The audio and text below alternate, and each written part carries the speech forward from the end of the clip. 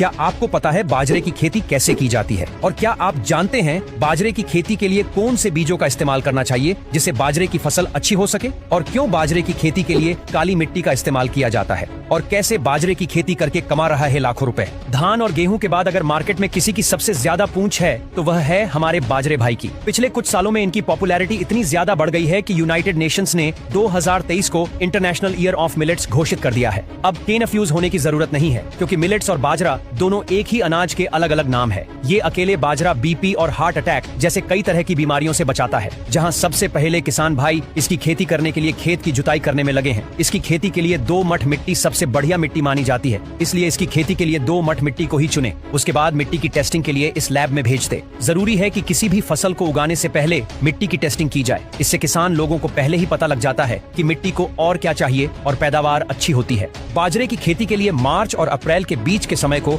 Best माना जाता है। किसान लोग इसकी जुताई करने के बाद खेतों में गोबर का छिड़काव करते हैं। इससे मिट्टी और भी ज्यादा उपजाऊ हो जाती है। गोबर डालने के कुछ टाइम बाद ही इसमें मिट्टी की जरूरत के अनुसार इसमें खाद का छिड़काव किया जाता है। अब हमारी मिट्टी तैयार है। मिट्टी तैयार होने के बाद बारी आती है इसमें बीज बोने की। एक्सपर्ट के अकॉर्डिंग 1 हेक्टेयर की खेती में करीब 8 से 10 किलो बाजरे के बीज की जरूरत होती है। बुवाई के लिए अब इन सभी बीजों को 1.5 से 2 सेंटीमीटर की दूरी पर सीड ड्रिल की मदद से लगा दिया जाता है। बाजरे की अच्छी खेती के लिए नमी सबसे ज्यादा जरूरी होती है, इसलिए बुवाई के कुछ समय बाद ही किसान जमीन को नमी देने के लिए उसमें सिंचाई करते हैं। वैसे तो सिंचाई बारिश का पानी ही काफी होता है, लेकिन कई बार समय पर बारिश न होने की वजह से किसान खुद ही 3 से 4 बार इन खेतों की सिंचाई कर देते हैं, जिससे इनकी ग्रोथ अच्छी हो। अब बाजरे के खेत में बाजरे के साथ साथ बाकी के खरपतवार भी काफी उगते हैं। ऐसे में अपनी फसल को इन खरपतवार से बचाने के लिए हर 10 से 20 दिन के बीच अपने खेतों की निराई करते रहते हैं। निराई उस प्रोसेस को कहते हैं जिसमें खेतों से खरपतवार को उखाड़ के फेंका जाता है। इन किसान लोगों को अपनी फसल को सिर्फ खरपतवारों से ही नहीं बचाना होता है, इन्हें यह भी ध्यान रखना होता है कि कहीं फसलों में कीड़े न लग जाएं, क्योंकि एक बार अगर कीड़े लग गए तो फिर वो पूरी फसल को खराब कर देते हैं। अब अपनी फसलों को इन कीड़ों से बचाने के लिए किसान इन फसलों पर पेस्टिसाइड का छिड़काव करते हैं। बाजरे की फसल को तैयार होने में करीब 65 से 75 दिन का समय लगता है। जैसे ही इनके दाने आने लगते हैं और कुछ समय बाद ये पकने लगते हैं, इनकी कटाई का समय आ जाता है। अब बड़ी बड़ी मशीनों की मदद से इनकी कटाई करके इन्हें सूती की बोरियों में भर दिया जाता है और अब हमारे बाजरे की फसल बाजारों के सफर के लिए पूरी तरह तैयार है। इन बकरियों को किसान भाई मंडियों में बेचकर अच्छा मुनाफा कमाते हैं।